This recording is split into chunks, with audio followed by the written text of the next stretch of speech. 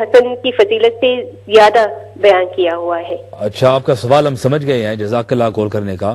اصل میں لوگ یعنی افتراء باندھ دیتے ہیں اور کافی غلو کر دیتے ہیں، لیکن شاہ صاحب ضرور روشنی ڈالیں گے اس سلسلے میں اور آپ کو شجرہ نسب بھی ہم بتائیں گے۔ اور آج کا ہمارا ٹاپک خصوصی طور پر یہی ہے کہ حضرت کا مقام اور مرتبہ، تو حضرت اس کی طرف ابھی آ رہے ہیں انشاءاللہ، تو ضرور آپ کو یعنی ارشاد فرمائیں گے۔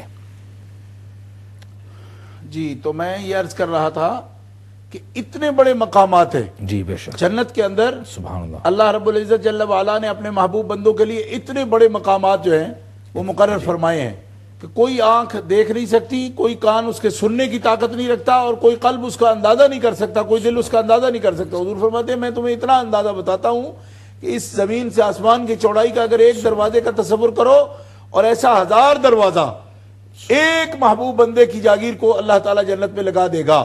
اور پھر یہ بات بھی نوٹ کرنے والی ہے، قرآن مقدس میں اللہ تعالیٰ جل شانہ فرماتا ہے جب ایسے مقامات پر اللہ کا بندہ جائے گا تو اللہ کی بارگاہ میں یہ سوال کرے گا، مالک یہ تو بہت کھلی جگہ ہے، اللہ اکبر، تو میں اس میں کیا کروں گا اتنی بڑی جاگیر میں؟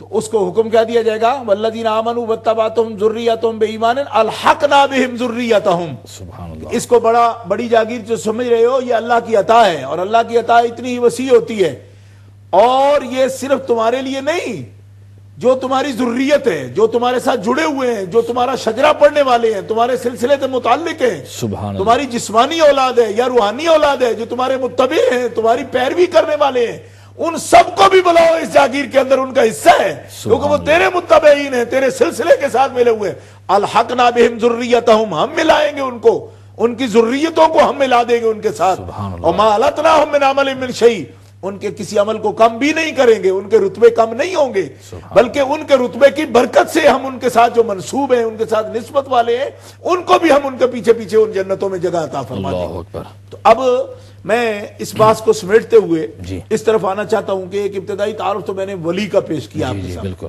ولی کا تعارف۔ ولی قرآن پاک کا جنتوں کے وارث ہیں، زمین کے وارث ہیں، ولی مقرب ہیں، ولی محبوب ہیں، یہ الفاظ قرآن مقدس میں آ گئے۔ اچھا، اب یہ بات خاص طور پر قابل غور ہے کہ ولی جو ہے اس کا اطلاق اب سب اولیاء کا نام قرآن پاک میں تو نہیں آتا، حدیث پاک میں بھی نہیں آتا، مرتبوں کا ذکر ہے، نقیب کا ذکر ہے، نجیب کا ذکر ہے، ابدال کا ذکر ہے، اوتاد کا ذکر ہے، غوث کا ذکر ہے، فرد کا ذکر ہے، اور نبی پاک علیہ السلام نے احادیث مبارکہ میں ابدال کی شان بیان فرمائی ہے، اوتاد کی شان بیان فرمائی ہے، غوث کی شان، فرد کی شان احادیث میں آئی ہے۔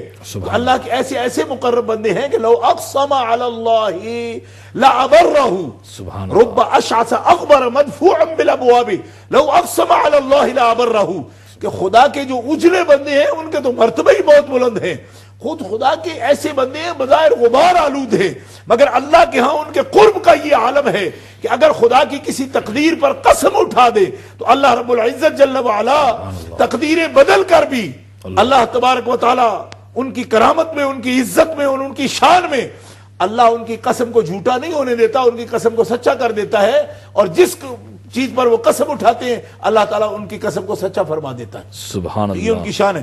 اب یہ دیکھیں کہ سارے جو مراتب ہیں ان کا ذکر احادیث عالیہ میں موجود ہے، لیکن ہر ولی کا ذکر جو ہے قرآن مقدس میں نہیں، لیکن اولیاء کا ذکر جب آیا، ولی کے مقام کا ذکر آیا، ان کے جنت کے وارث ہونے کا ذکر آیا، ان سب چیزوں کو ہم مانتے ہیں۔ کیوں کہ قرآن مقدس جن حقائق کو بیان کرتا ہے، احادیث مبارکہ جن حقائق کو بیان کرتی ہے، ہم ان کی تائید کر رہے ہیں، سبحان اللہ، اس پر ایمان لانا ہمارا فرض ہے۔ بے شک، آمنا بہی کل من عند ربنا، سبحان اللہ، ہمارا ایمان ہے اس پر کہ یہ سب میرے مالک کا کلام ہے، ٹھیک ہے جی، اور اس پر ہمارا ایمان ہے، اس پر ناظرین و سامعین ہمارا یقین کامل ہے۔ اچھا، اب یہاں سوال یہ پیدا ہوتا ہے بعض ذہنوں میں کہ کتنے یقین کے ساتھ ہم کسی شخص کو ولی کہہ سکتے ہیں، کتنے یقین کے ساتھ، کیوں جب نام نہیں آیا اس کا؟ تو میں یہ کہتا ہوں کہ دیکھو اس کی سب نشانیاں بیان ہو گئی، نشانیاں، علامات بیان ہوئی ہیں، علامات اللہ رب العزت جل وعلا نے بیان فرما دی ہیں ان کی، اور وہ علامات جس بندے میں جس قدر پائی جاتی ہیں اسی قدر وہ اللہ کا مقرب ہے اور اللہ کا ولی ہے، ان نشانیوں سے ہم پہچان سکتے ہیں، سبحان اللہ، ان نشانیوں سے پہچان سکتے ہیں۔ اور اگر یہ لیں نہیں جی ہم تو اس وقت تک نہیں مانیں گے جب تک کسی کا نام قرآن میں نہ آئے ہو، تو میں یہ کہتا ہوں کہ اللہ تعالیٰ جل شانہ تو قرآن میں یہ فرماتا ہے رسلا قد قصصناہم علیک من قبل ورسلا لم نقصصہم علیک، سبحان اللہ، کہ کتنے رسول اعظام ہیں کہ جن کا ذکر ہم تمہارے سامنے اے حبیب کر رہے ہیں، جی، قد قصصناہم علیک من قبل، آپ سے پہلے جو آئے ہیں ہم نے ان کے قصے ان کے حوال آپ کے سامنے بیان کیے ہیں، ورسلا لم نقصصہم علیک، سبحان اور وہ بھی سچے رسول ہیں کہ ان کے حوال ہم نے آپ کے سامنے بیان نہیں کیے۔ بے شک، اب کوئی کہے جی جن کے بیان نہیں ہوئے تو ہم تو شک میں مبتلا ہیں رسول ہیں یا نہیں ہیں، یہ بات قابل غور ہے سامعین۔ جو شک کے مریض ہیں نا، میں سمجھتا ہوں انہی کے لیے خالق نے کچھ ایسی باتیں کھولی بھی نہیں ہیں کہ ان کے ایمان کا امتحان ہو جائے، جی بے شک، ان کے ایمان کا امتحان ہو جائے۔ کیا وہ دہریوں کی طرح ہیں، مادہ پرست ہیں کہ جو چیز آنکھ سے دیکھتے ہیں صرف اسی کو مانتے ہیں؟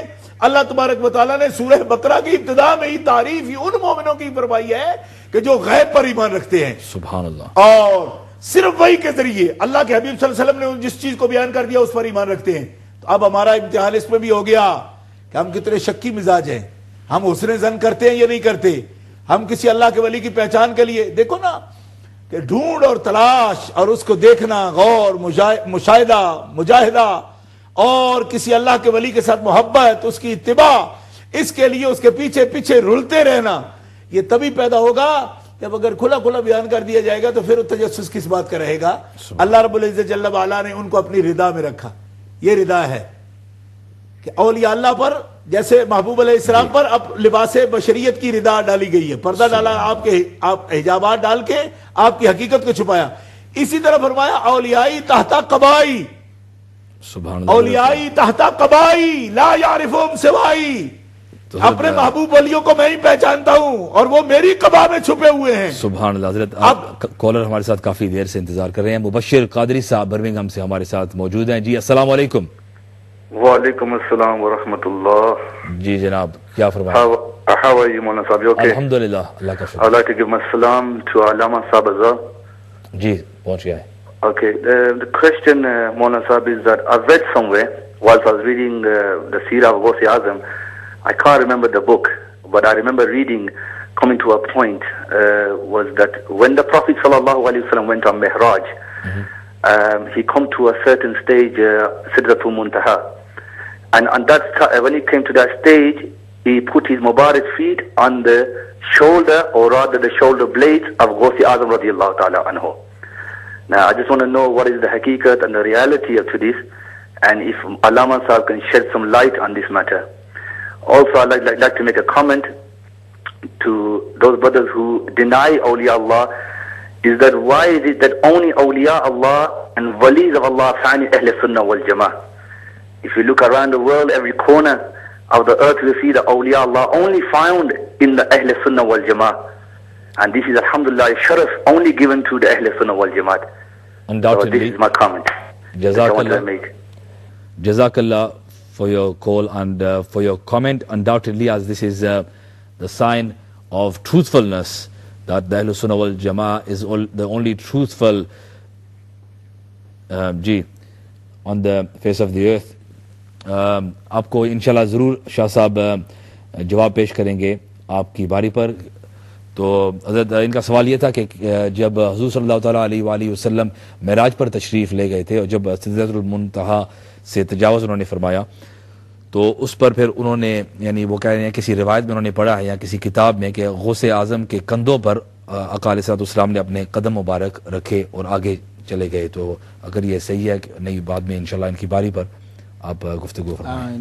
تو آپ فرما رہے تھے کہ الاولیاء تحت قبائی، اولیاء اللہ جو ہیں وہ انوار ذات کے پردوں میں چھپے ہوئے ہوتے ہیں، سبحان اللہ، انوار ذات کے پردوں میں چھپے ہوئے ہوتے ہیں، اور ان کو پہچاننے کے لیے خالق سے توفیق جو مانگتے ہیں، یا الہ العالمین ہمیں اپنے بندوں کی معرفت عطا فرما، بندوں کا قرب عطا فرما۔ دیکھو نا یہ اتنی بڑی بات ہے کہ جس کے لیے انبیاء کرام نے دعا میں سکھائی ہے۔ سبحان اللہ، حضرت یوسف علیہ السلام کی دعا دیکھو، الحقنی بالصالحین، عباد کا صالحین جی والحقنی بالصالحین بالصالحین جی کہ مالک ہمیں اپنے صالح بندوں سے ملا.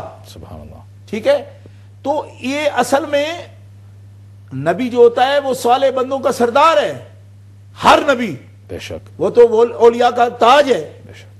لیکن یہ دعا آپ نے کیوں مانگی؟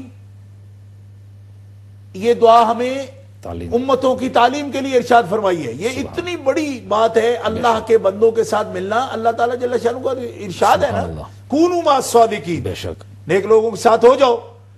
تو صادقین اور سچے لوگوں کے ساتھ ہونا، اس کے لیے پیغمبر جو ہیں وہ ہمیں یہ دعا سکھا رہے ہیں سبحان اللہ کہ یہ دعا کرو. اللہ رب العزت جل وعلا سے جو ان کے قرب کی دعا مانگتا ہے تو اللہ تعالیٰ جل شانہ فرماتا ہے میں جسے راہ دکھانا چاہتا ہوں نا اسی کو میں اپنا ولی دکھاتا ہوں سبحان اور اسی کو راہبر دکھاتا ہوں. اور من یضلل اللہ فلن تجد له ولیا مرشدا، سبحان اور جس کو اللہ تعالیٰ راہ نہیں دینا چاہتا، ہدایت نہیں دینا چاہتا، اس کو کوئی ولی اور کوئی مرشد نہیں ملاتا. سبحان اللہ. اس کی ملاقات ولی و مرشد سے، اور ولی و مرشد سے مل جائے پھر راہ ضرور ملے گی. سبحان کیوں کہ گمراہ وہی رہے گا جس کا کوئی ولی نہیں ہے، جس کا کوئی مرشد نہیں بے ہے. شک. اور اللہ فرماتا ہے جس کو عزت جل وعلا نے ان کو عطا فرمائی ہے.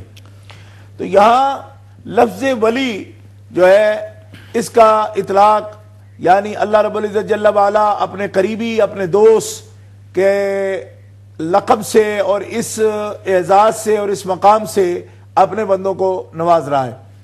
اب اہل اسلام کو اس پر توجہ کرنی چاہیے کہ اللہ رب العزت جل وعلا اگر کسی کو اپنا دوست نہ قرار دیتا اور اللہ رب العزت جل وعلا خود کو ان کا دوست نہ قرار دیتا بندوں کا، اور بندوں کو اپنا دوست نہ قرار دیتا، تو اس عظیم مرتبہ کے بارے میں کوئی بندہ اپنے اندازے یا قیاس سے کچھ نہیں کہہ سکتا تھا. کیوں کہ یہ تو اللہ رب العزت جل وعلا کی ذات کا راز ہے، سر ہے، کہ جب تک وہ خود اس کو ظاہر نہ فرماتا تو کوئی کیسے معلوم کر سکتا تھا کہ اس کے بندوں میں یہ مقامات بھی ہیں کہ اللہ تبارک و تعالیٰ جل شانہ ان کو اپنا دوست بنا لیتا ہے اور ان کا دوست بن جاتا ہے. تو اس بارے میں چونکہ بہت سے لوگوں کے نظریات ہیں، بندے اکثر لوگوں کا یہ جو ان مقامات پر بات کرنے والے اور صرف علم ظاہری سے بات کرنے والے لوگ ہیں، ان کا یہ بھی سوال ہے کہ یہ کس طرح ممکن ہے کہ ہم لوگ